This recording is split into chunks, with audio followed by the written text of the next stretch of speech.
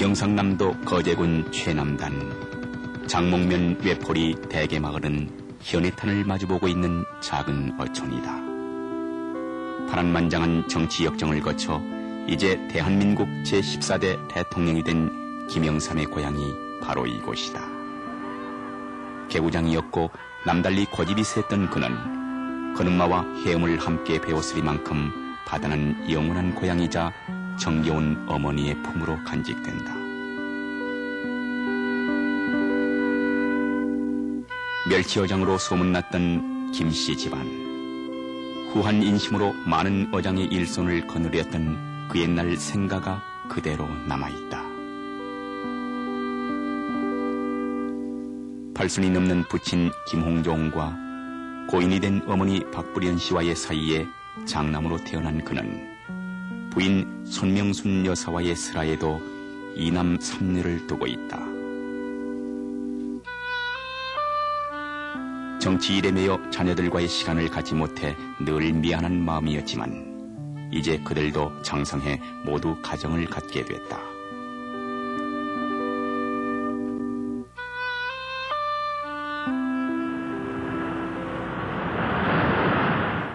바다야말로 자신의 인격 형성에 있어서 가장 큰 영향을 미쳤다고 말하는 김영삼. 그는 어린 시절부터 넓게 트인 수평선을 바라보며 큰 인물 대통령의 꿈을 키워왔다고 한다.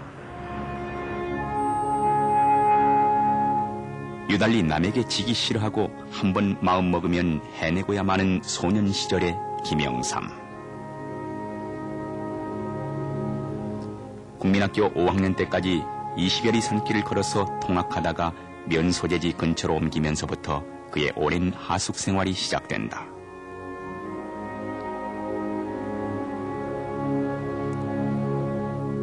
바다 건너 통영중학 유학 시절 학적부엔 진실하고 활동적인 성품으로 중간 성적에 체육을 잘했다고 적혀있다.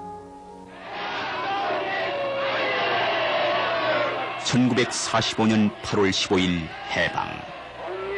일제사슬에서 풀려난 감격적인 기쁨은 소년 김영삼에게 있어서도 조국과 민족애를 가슴 벅차도록 체험한 시기였다.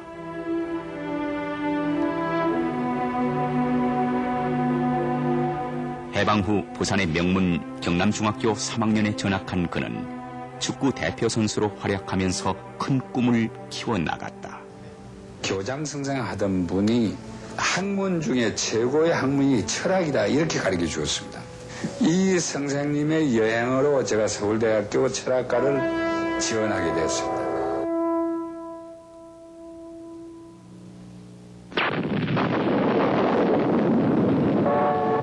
청년 김영삼. 그는 졸업 1년을 앞두고 6.25 동란을 맞는다. 군번 없는 학도 의용군으로 활약하다가 대학을 졸업한 것도 부산 비난학교 시절. 정치 지망생이었던 그가 웅변으로 명성을 떨쳤고 또 그를 계기로 정계의 첫 발을 내딛게 된다.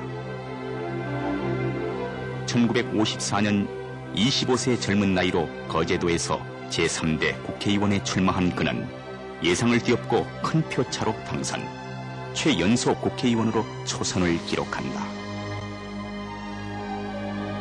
구선의 최다선 국회의원, 원내 총무 5차례, 총재 5차례. 그는 이제 여기에 30여 년 만에 문민 대통령이라는 기록을 더해놓았다. 그러나 그 역정의 귀한 길엔 가시밭길 어려움도 많았다. 4.45 개헌에 반대해 국회의원 1년 만에 집권당인 자유당을 뛰쳐나오면서부터 시작된 파란만장한 투쟁의 연속. 끝내 엄청난 부정선거를 저지르고 민의에 굴복하고 마는 이승만 대통령의 제1공화국. 제2공화국의 장면 내각으로 헌정은 이어졌으나 신구파쟁으로 혼란만을 거듭하다가 내각제 1년도 못 되어 와해의 운명에 직면한다. 끝내 장면 내각은 5.16 군사혁명군에 의해 힘없이 무너진다. 숨가쁜 역사의 소용돌이 속에서 굴복하지 않고 독재와 불의에 맞서 싸웠던 당시 신민당 원내 총무 김영삼. 그러나 군사정권은 재건의 기치를 들고 제3공화국 시대를 열어간다. 1965년 건국 이래 우방지원군으로 국군의 전투부대가 월남에 첫 파병됐다. 당시 민중당 원내총무 시절에 그는 장병들의 위문에도 앞장섰다.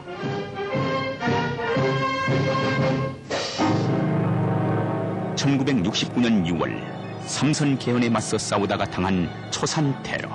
저는 어제 한 잠도 자지 못하고 여러 가지 지금 정신적으로 피로합니다.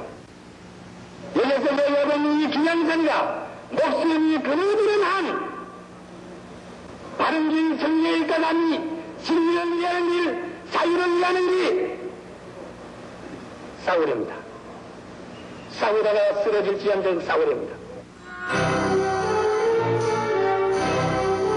이 무렵 40대 기술론을 들고 나선 그는 신민당 대통령 후보 지명 대회에서 라이벌 김대중 의원에게 역전패한 순간의 일성은 김대중 씨의 승리는 곧 나의 승리라고 흔쾌히 동지애를 보였다. 땅은 우리나라에 살다가 죽을 땅이 아니오. 우리의 사랑하는 후손들에게 물려준 땅이기 때문에 내 자신이 그러한 희생을 당할지라도 우리 땅은 자랑스러운 민주주의와 꽃피는 평화, 자유스러운 평화를 가져와야 되겠습니다. 1972년 10월 유신, 대통령 특별선언을 발표하고 국회 해산, 모든 정치활동 중지, 대학 휴교령 등 서리빨 같은 비상계엄을 선포하면서 장기 집권의 족쇄인 유신헌법 개헌으로 몰아붙인다. 외교활동을 위해 미국을 방문 중이던 그는 긴막한 국내 소식을 듣고 나 혼자만의 안전을 도모할 수 없다며 귀국했다. 1974년 8월 46살의 신민당의 총재가 되면서 유신 반대 투쟁에 더욱 강한 포문을 연다. 국민 여러분, 나는 앞으로 우리들이 가야 할 길이 험난하다는 것을 잘 알고 있습니다. 여러분이 오늘 나에게 준 이 영광이 결코 영광이 아니요 십자가라고 나는 생각하는 것입니다. 나는 어떠한 고난이 닥친다 하더라도 이 나라의 민주주의를 회복하기 위하여 여러분의 선두에 설 것이며 우리의 이대한 선배들이 물러준 야당을 지키며 또한 발전시켜야 할 책임이 나에게 있다는 것을 통감하고 있습니다. 그러나 유신 정권의 갖가지 탄압에도 불구하고 1979년 이철승에게 내주었던 신민당 총재직을 다시 넘겨받으면서부터 제3공화국은 말로에 접어들기 시작한다. 아무리 살인범을 베풀지라도 새롭게 온다는 것을 믿었습니다. 경찰의 탄압으로 인한 YH 여공의 죽음 앞에서 격분한 그는 외친다. 이 암흑적인 정치, 살인 정치를 감행한 이 정권은 피령고 멀리 않아서 반드시 쓰러질 것이다. 쓰러지는 방법도 미창하게 쓰러질 것이다. 하는 것을 염원해 두는 것입니다. 민주주의를 위해 십자가를 지겠습니다. 독재 정권에 항거하다가 끝내 국회의원직을 박탈당하던 날 그가 기도를 하며 한 말이다. 박정희 대통령의 제3공화국은 그로부터 22일 후 몰락하고, 그러나 그가 만들어 놓은 유신헌법은 또 다른 군사정권 5공을 탄생시킨다. 통일주체 국민회의에서 선출한 전두환 제11대 대통령. 그러나 5공화국 정부는 국민들의 끈질긴 전통성 시비에 부딪힌다. 1980년에 접어들면서 두 차례 자택연금으로 발이 묶인 당시 신민당 총재 김영삼. 맏아들의 결혼식에도 참석하지 못하는 고통의 나날. 그러나 좌절하지 않는다. 한시라도 민주화의 열망을 누를 길이 없어 국민 앞에 나서려다가 경찰의 제지를 받는다. 정말 이렇게 하면 국민이 납세 반대 운동을 일으킬 거야. 내가 선두에 설 거야. 야당 총재가 한치의 대문 밖도 나서지 못한다.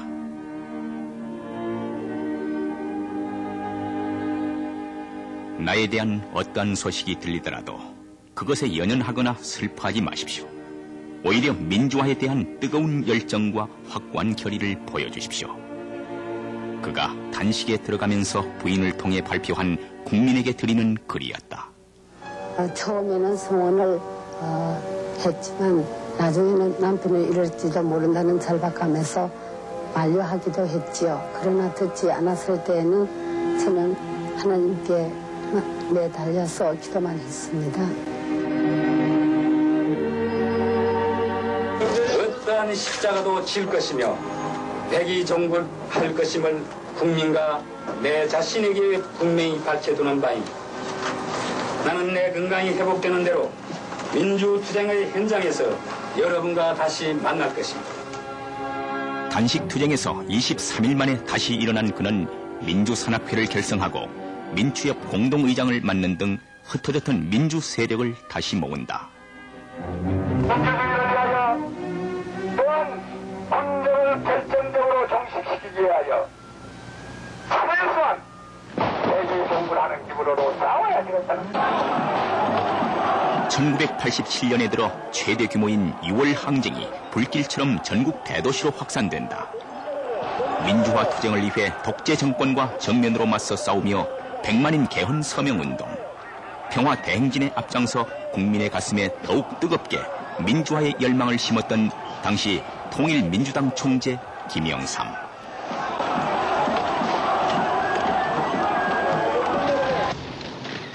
저는 사회적 혼란을 극복하고 국민적 화해를 이룩하기 위하여는 대통령 직선제를 택하지 않을 수 없다는 결론에 이르게 되었습니다. 마침내 대통령을 국민이 직접 뽑게 된 13대 대통령 선거. 그러나 김대중과의 후보 단일화 실패로 또 한 번 큰 좌절을 맛보게 된다.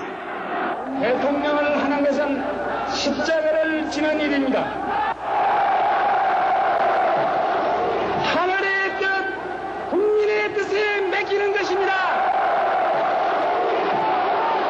13대 선거 역시 실패로 끝났다.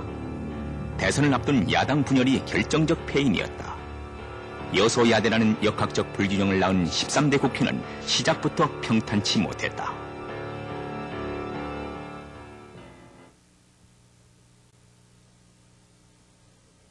어떻게 할 것인가? 어렵게 민주화를 달성해 놓고서도 국회는 계속 자기 목소리만 높이기에 혼전만 계속한다. 그는 결단을 내린다. 우리 3당의 새로운 창당은 나라를 새로 세운다는 그러한 각오로 창단하는 것이다. 이거는 정권적인 차원도 아니고 어디까지나 모든 것을 뛰어넘어서 국가의 장래, 국민의 안전을 위해서 하는 것이다. 이런 시각에서 모든 이야기를 했습니다. 결단의 승부사로 불리우는 그였지만 3당 통합을 결심하기까지는 그의 40여 년 정치 역정 중에서 가장 고심 끝에 내려진 것이라고 말한다. 신의와 도리를 하늘과 같이 안다는 영원한 정치인 김영삼. 그를 대통령 만들기 위해 지하에서도 합장하고 있을 동지들의 영전을 찾아 눈시울을 붉힌다.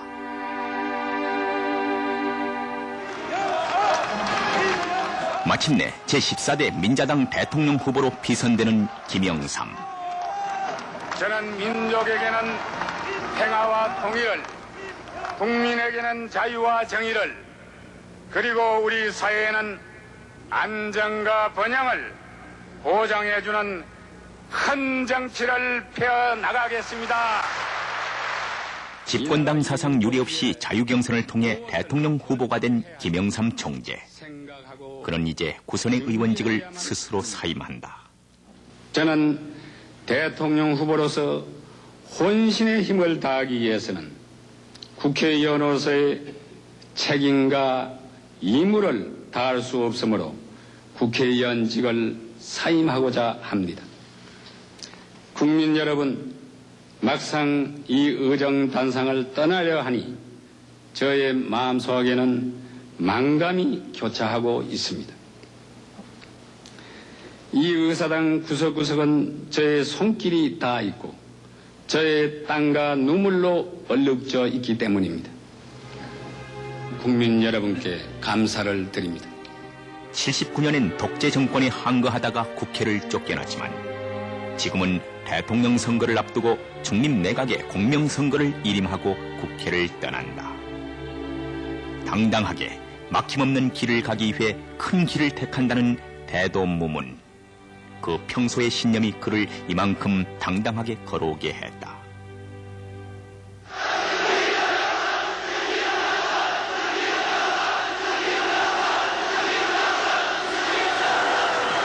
강력한 대통령이어야만 합니다. 깨끗한 대통령이어야 합니다.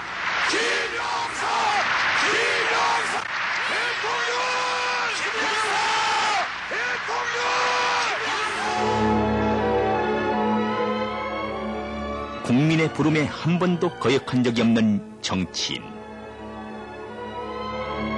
그가 있는 곳엔 국민이 있다. 그리고 국민이 있는 곳엔 희망과 용기와 미래가 용솟음친다.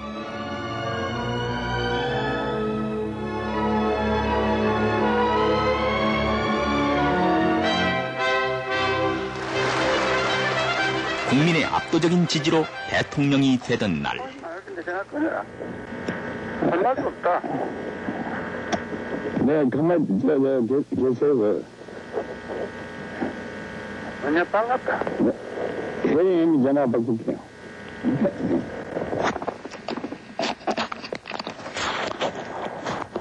여보세요?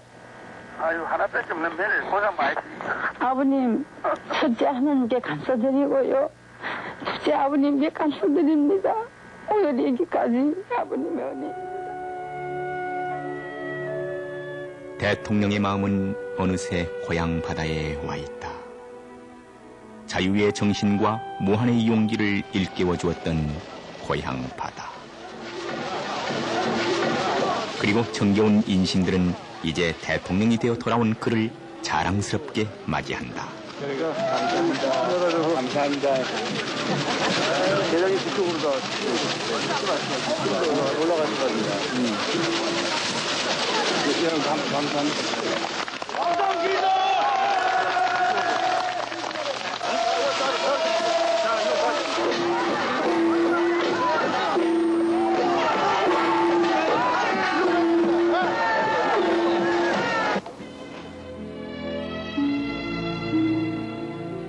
중요한 일이 있을 때마다 어머니의 묘소를 찾곤 했던 파란만장의 정치인 김영삼. 남달리 도량이 넓고 인정이 많았던 어머니. 늘 아들을 걱정하며 기도를 해주시던 어머니. 눈보라치던 날 30리 통학길에서 돌아오는 아들을 산마루에서 기다리시다가 꽁꽁은 고사리 손을 치마폭에 감싸며 안아주시던 어머니. 이제 그 아들은 대통령이 되어 고인의 영전 앞에 이 기쁨을 바친다.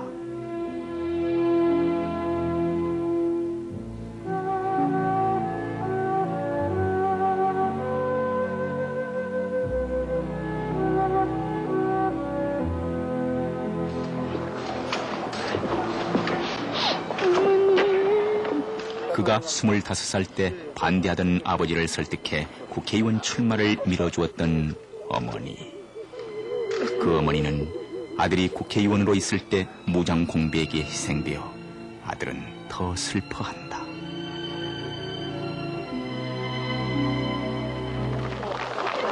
생가를 찾은 대통령 부처.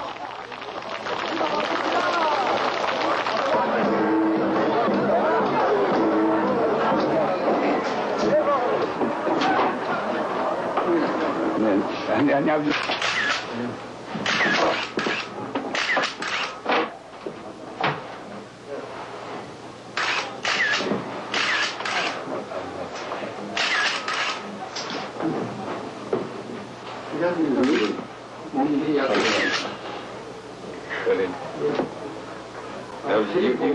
이거 타는데 40년 걸리고. 40년. 정말 오랜 세월이 아닐 수 없다. 그러나 그는 40년보다 더 긴 세월이 걸릴지라도 민주화를 향한 집념은 결코 포기하지 않았을.